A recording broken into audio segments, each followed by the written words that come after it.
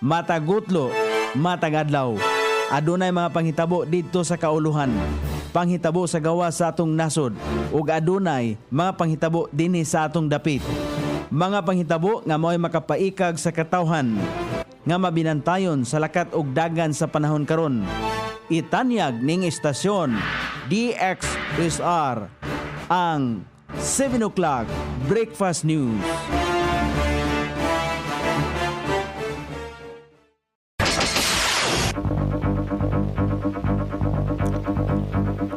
Higala, kumusta? May buntag Iligan, may buntag Mindanao, may buntag Pilipinas. Adlaw Martes karon pitsa 14 ning buwan sa Abril ning tuiga 2026. Sangan sa ato station manager Pastor Robin Sulapas kini ang inyong ka-ISR Kabisaya Nonebi. Ang muhatod sa hanay sa balita sa alas 7. O karon sa uluhang tudling sa ato mga balita, residentes Dalipuga nasikop sa bypass operasyon sa Barangay Santa Filomena. Warrant of arrest batok sa usa ka babaye gisilbi sulod sa Iligan City Jail. Pagkonektar sa tubo sa Suarez nahumana, pag-align sa tubo gipahigayon. 3D virtual reality map nga magpakita sa kultura sa Iligan gilusad. Civil society group mipasa sa ilang petisyon in intervention sa Supreme Court. Midex Transport milaom sa long-term solution fuel crisis sa Pilipinas. Sa gawa sa nasod, Japan nakasiguro og supply sa petrolyo hangtod sa tuig 2027. Balita sa kinabuhing Kristohanon, usa ka Kristohanong tulunghaan sa India gibawian og lisensya aron dili makapadayon. Kini ang uluhang tudling sa atong mga balita nga dalit kanato ning istasyon DXSR 106.7 sa inyong FM dial. Ang bugtong radyo sa Dakbayan Siligan nga nagsibya sa balaang kasulatan, pinasubay sa inspired and preserved, not simply dictated. King James Version sa Anchor Broadcasting Corporation. O karon sa kompleto nga detalye, nagtingkagol karon sa silda sa kapulisan ang 35 anyos nga lalaki human malampusong nasikop sa gihimong joint bypass operation dito sa Purok Ilang-Ilang, Barangay Santa Filomena, Dakbayan Siligan. Ang malampusong operasyon gipanguluhan sa mga personay sa Iligan City Police sa Station 3 ubos sa pagdumala ni Police Captain Nera Cabrera o Police Major Roy Tabuklin. Inubanan sa Iligan City Mobile Force Company o pakig-alayon sa PDEA. Gila ang suspek nga usa ka residente sa Vista Village, Paitan, Barangay Dalipuga. Sumala pa sa report, napalitan ang suspek sa usa ka sachet sa gidudahang shabu nga nagsilbing bypass item. Sa gihimong pagrekisa kaniya, na-recover gikan sa iyang posisyon ang laing 7 ka gagmay nga mga sachet sa gituang illegal nga droga nga nakasulod sa usa ka green plastic container. Lakip na ang 5 ka gatos ka pesos nga bypass money. Ang kinatibok ang timbang sa nakumpiskang droga mukabat sa usa ka gramo nga adunay gibanabanang kantidad nga 6,800 pesos. Sa pagkaron, ang suspek anaa sa kustodiya sa Police Station 3 alang sa saktong dokumentasyon o pagpasaka og tukmang kaso ngadto kaniya. Gisilbihan og warrant of arrest ang usa ka 40 anyos nga babae sulod mismo sa Iligan City Jail sa Barangay Tipanoy ni Dakbayan sa Iligan kagahapon, Abril 13. Ang maong operasyon gipanguluhan sa tracker team sa Iligan City Police Station 2 ubos sa pagdumala ni Police Captain Regan Adap. Giila ang babae nga residente sa Purok 3A, St. Michael's Heights sa Tunggo, Barangay Buroon.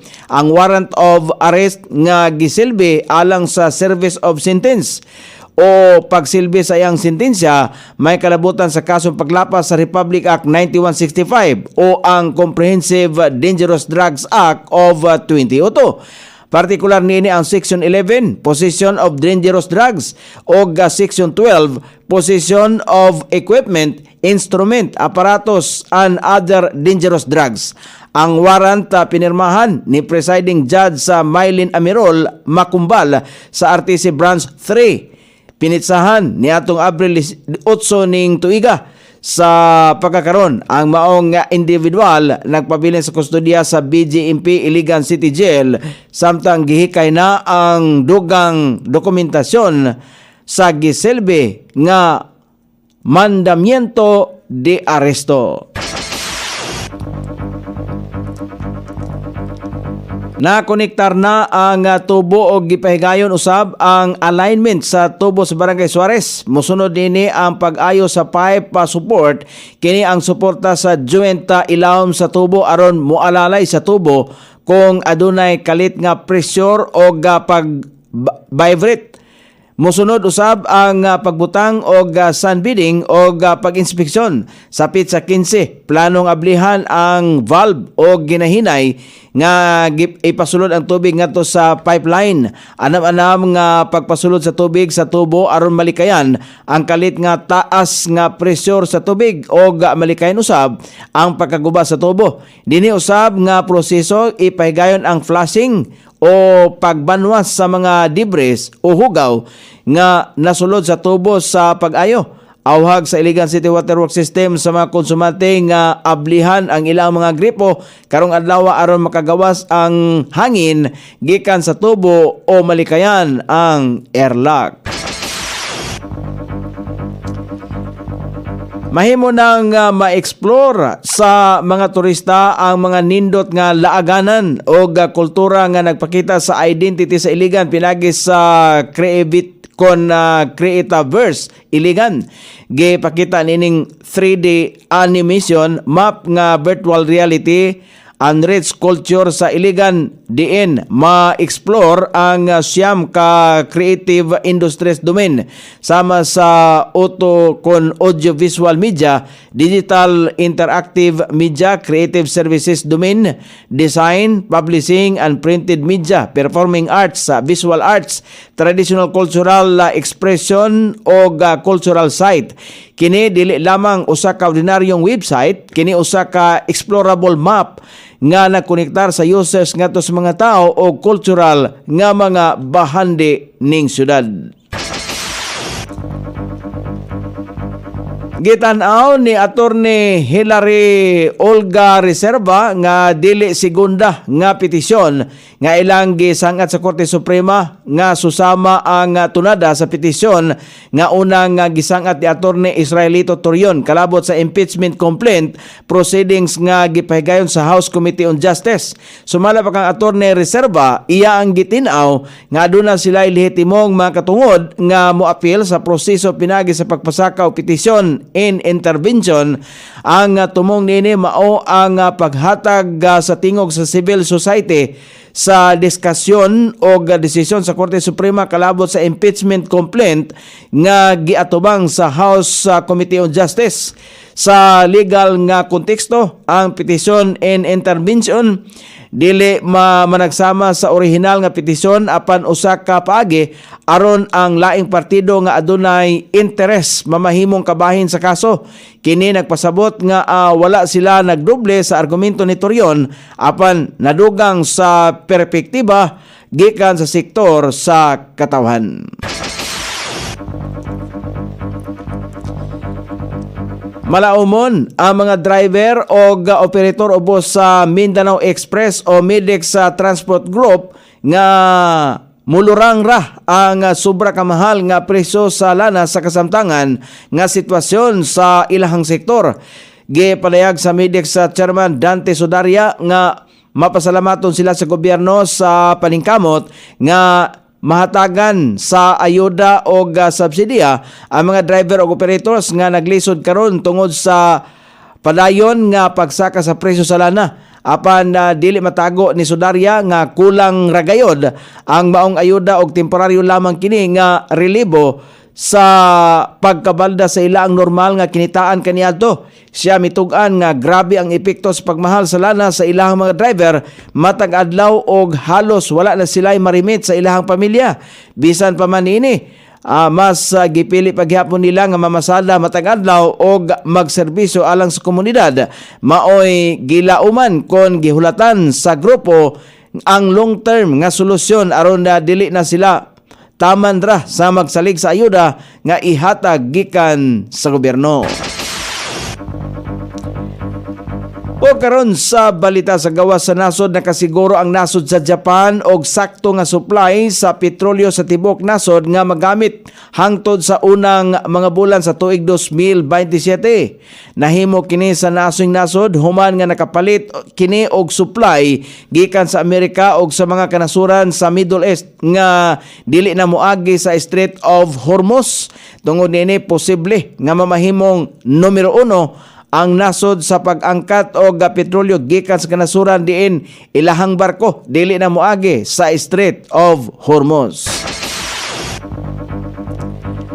O karon sa balita sa kinabuhing Kristohanon, usa ka Kristohanong tulonghaan sa nasod sa India ang gibawian og lisensya sa gobyerno. Sumala pa sa gobyerno nga ang naasoing tulonghaan nagpahigayon og brainwashing og nagpadagan nga adunay kulang nga mga gamit nga nakaapekto sa mga magtutungha.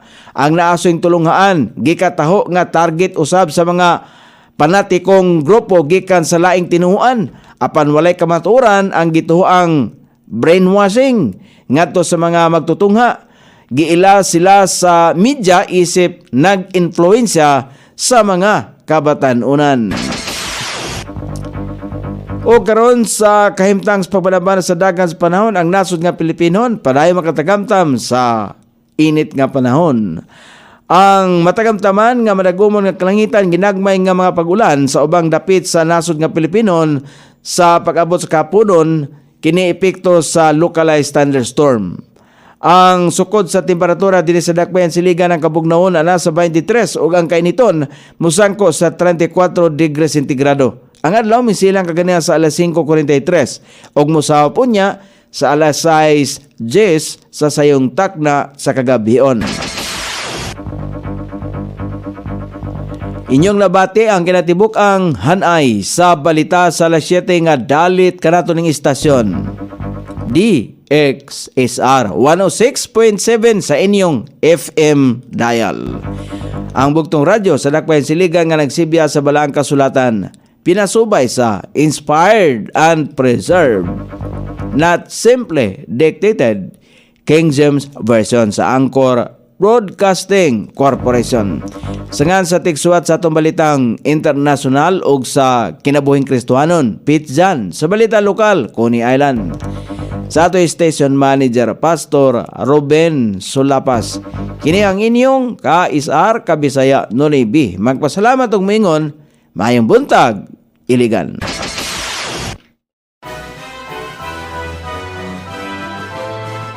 Inyong nabati ang 7 o'clock breakfast news hangtod na usab og mga adlaw sa samang takna o sa samang istasyon. Daghang salamat sa iyong pagpaminaw ug maayong buntag.